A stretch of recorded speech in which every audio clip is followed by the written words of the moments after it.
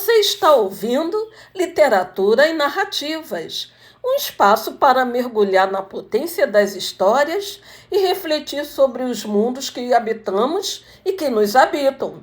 Como dizia Ferreira Goulart, a arte existe porque a vida não basta. Apresentação de Sônia Chaves Costa. Olá, colegas, tudo bem?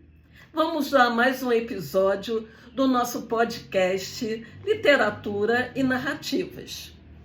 Hoje com o livro de Helena Ferrante, História de Quem Foge e de Quem Fica. Helena Ferrante é um pseudônimo de uma autora que permanece oficialmente desconhecida. Então ela quer dar visibilidade à sua obra literária. E, apesar de inúmeras tentativas de revelá-la, os seus livros já falam por si. E ela não precisa de fama e nem da exposição pública. Então, permanece em evidência a sua obra, que é de uma riqueza e de uma atualidade muito instigante. E esse livro aqui, ele faz parte de uma coleção de 4 histórias, onde narra a convivência de 2 amigas. Começaram desde a fase da infância até a fase mais madura. Então, essas 4 obras, elas são... a primeira, número 1, foi A Amiga Genial, o livro Amiga Genial, que é de 2011. Depois, a segunda obra, porque são 4, né, dessa tetralogia napolitana, porque é uma história que se passa lá na Itália. A segunda é História do Novo Sobrenome, que é de 2012. A terceira é essa que eu vou comentar aqui para vocês. História de Quem Foge, de Quem Fica, que é de 2013. E a última, que é de número 4, é a História da Menina Perdida, que é de 2014. Tá? Então, esses 4 livros, essas 4 séries dessas 2 amigas, né, narra a vida de 2 amigas, a Lila e a Helena Greco, que é a Lenu, desde a infância pobre em um bairro de Nápoles, na Itália, até a maturidade. A narrativa atravessa décadas de história italiana, com foco nas questões de classe, gênero, educação e identidade. O estilo da narrativa, ele é marcado por um fluxo envolvente com profundidade psicológica. É a introspecção e a análise das relações pessoais ganham destaque. Então, ao longo da narrativa, o leitor vai fazendo uma reflexão sobre como é a convivência dessas 2 amigas, as histórias que perpassam durante essa convivência. Então, nesse terceiro livro, o que a gente vai destacar nessas convivências é que elas já estão numa fase mais madura, já é aquela fase do período que fizeram a faculdade, que estão trabalhando, vai falar sobre questões da mulher que trabalha, da mulher com filho, do machismo estrutural, das questões políticas, desse contexto político que essa maturidade delas, essa fase de adulta, né, está passando na Itália. Então vai abordar durante essa narrativa esses vários contextos de abordagem dessa época, né? Do trabalho, da convivência no trabalho, da convivência em casa, como é que ocorre nesse período, que é mais ou menos na década de 70, lá na Itália, o que está acontecendo, como é a vida dessa mulher. Então é uma narrativa muito interessante, né? Então o que a gente tem? A Helena Greco, né, são duas amigas, a Helena, a Lenu e a Lila. A Helena Greco, que é nesse livro aqui é a narradora de primeira pessoa, ela vai contando toda essa convivência delas, né? Então, o que a Helena Greco narra? As trajetórias delas parecem opostas, porque a Helena, na própria narrativa, a Helena escreve um livro e ela vai fazer sucesso com esse livro. Já a outra, a Lila, ela trabalha numa fábrica. Então, a história de quem fica e a história de quem foge é de uma e da outra. A Helena seria a que escreveu um livro, vai fazer sucesso, vai sair de Nápoles e vai para Florença. Ela casa com o Pietro, que é um professor que passa para professor titular da universidade e vai morar em Florença. A Helena vai com ele.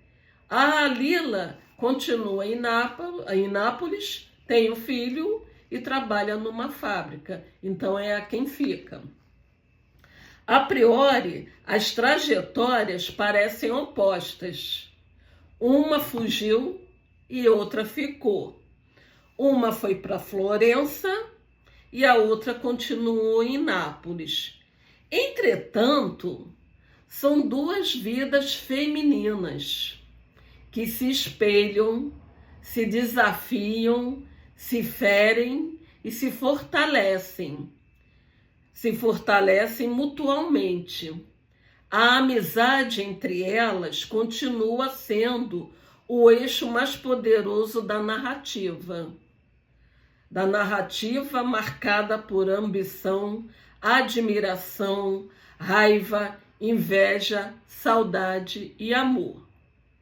Em cada parte da narrativa, nos deparamos com alguns temas centrais: o machismo estrutural, a relação de trabalho entre homens e mulheres, tanto na fábrica como na universidade, a luta política dos anos 70, operários em greves, estudantes militantes e o avanço da esquerda.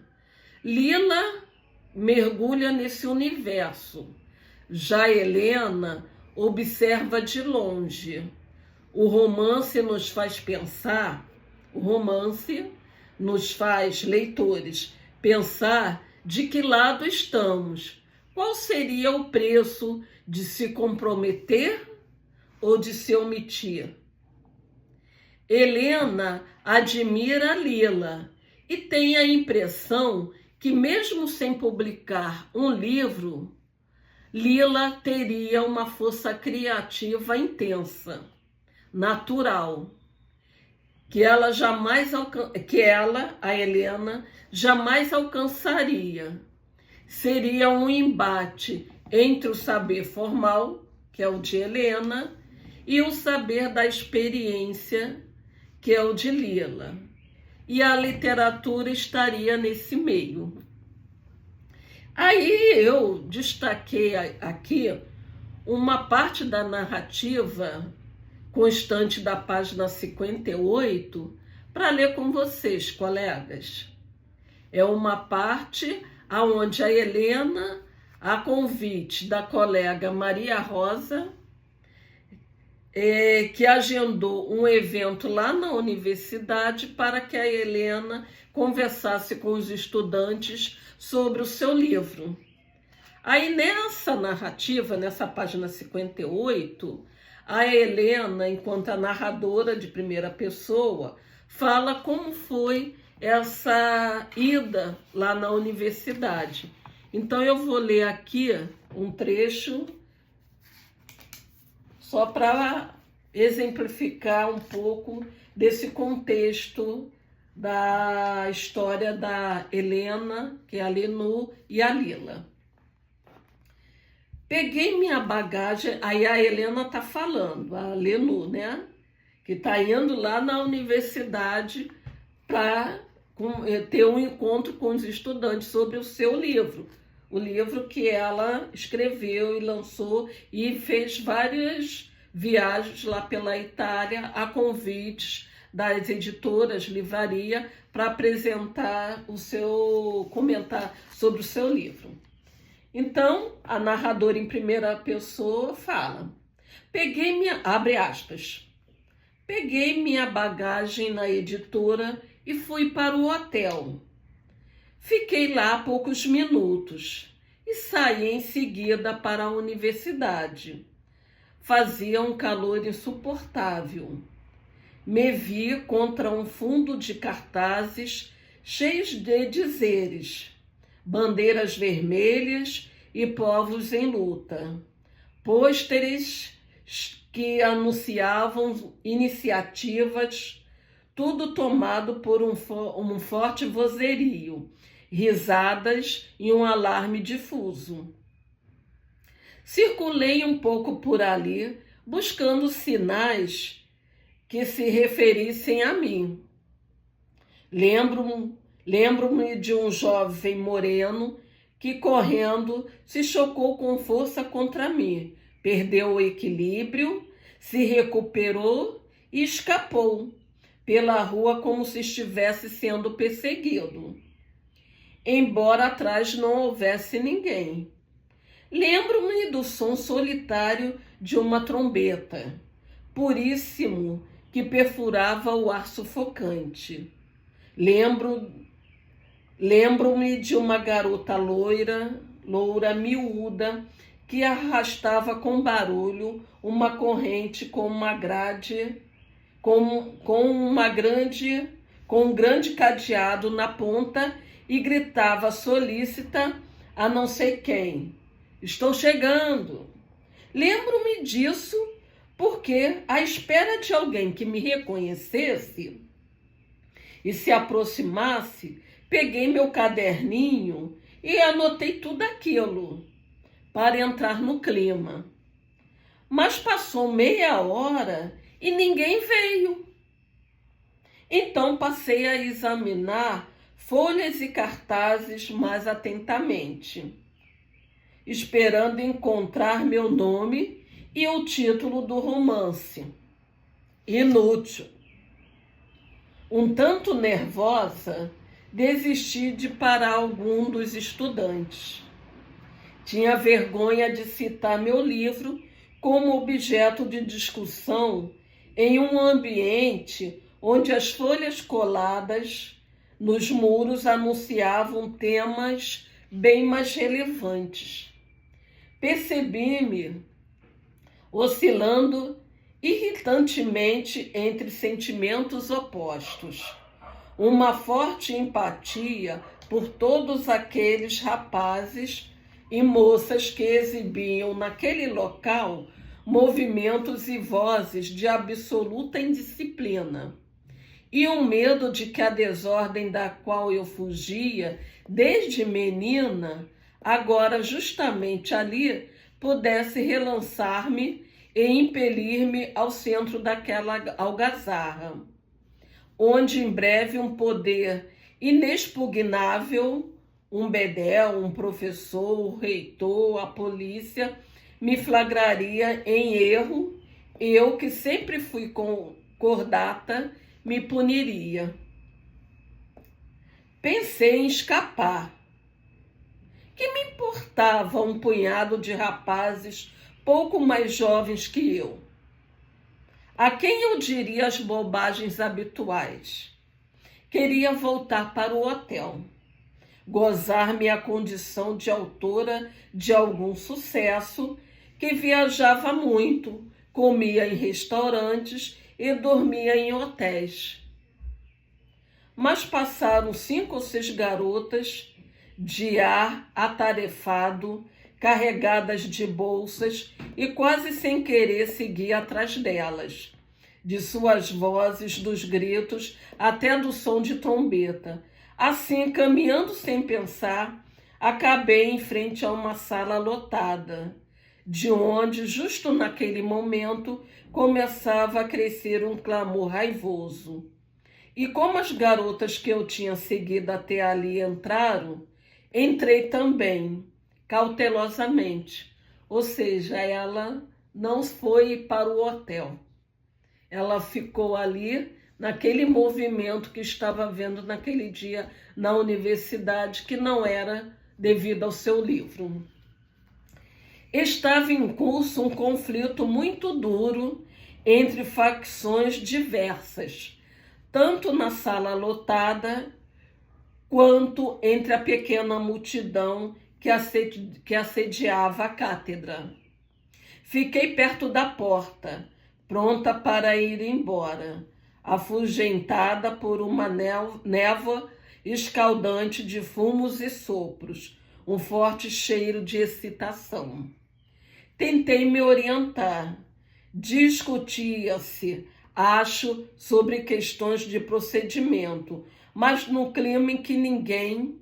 Havia gente gritando, gente calada, gente debochando, rindo, se movimentando rapidamente, como estafetas em um campo de batalha. Gente que não prestava nenhuma atenção, gente que estudava, parecia considerar possível um acordo qualquer. Esperei que Maria Rosa estivesse em algum lugar ali. Enquanto isso, estava me habituando ao clamor, aos cheiros. Quanta gente! Os homens estavam em maioria, bonitos, feios, elegantes, desleixados, violentos, amedrontados, zombeteiros. Observei com curiosidade as mulheres. Tive a impressão de ser a única que estivesse ali sozinha. Algumas... As que eu tinha acompanhado até lá, por exemplo, se mantinham compactamente juntas, até mesmo agora, enquanto distribuíam panfletos pela sala apinhada. Gritavam juntas, riam juntas, e quando se afastavam uns poucos metros, olhavam-se umas às outras para não se perderem. Amigas há tantos... ou talvez conhecidas ocasionalmente, pareciam extrair do grupo a autorização para estar naquele lugar caótico, seduzidas pelo clima desregrado, sim, mas dispostas àquela experiência, desde que não se separassem, como se estivessem estabelecido previamente em locais mais seguros, que se uma delas fosse embora, todas se retirariam juntas. Já outras sozinhas ou mesmo em duplas se infiltraram nas fileiras masculinas e demonstravam uma intimidade provocadora, uma alegre dissolução das distâncias de segurança, e me pareceram as mais felizes, as mais agressivas, as mais orgulhosas. Me senti diferente, uma presença abusiva, sem os requisitos para gritar o que quer que fosse, para permanecer dentro daqueles vapores e cheiros que agora me faziam lembrar os cheiros e os vapores que emanavam do corpo de Antônio, de seu hálito, de quando nos amassávamos nos pântanos. Eu tinha sido miserável demais, pressionada demais pela obrigação de brilhar nos estudos. Tinha ido pouco ou quase nada ao cinema. Nunca tinha comprado discos como gostaria. Não me tornara fã de cantores. Não correra para assistir a shows. Não colecionara autógrafos. Nunca fiquei bêbada. O pouco sexo que pratiquei, fiz com incômodo. Entre subterfúgios, amedrontada. Já aquelas garotas, umas mais, outras menos, deviam ter crescido com maior liberdade. e chegar à atual mudança de pele mais preparadas que eu. Talvez sentissem sua presença naquele local, naquele clima, não como um descarrilamento, mas como uma escolha justa e urgente.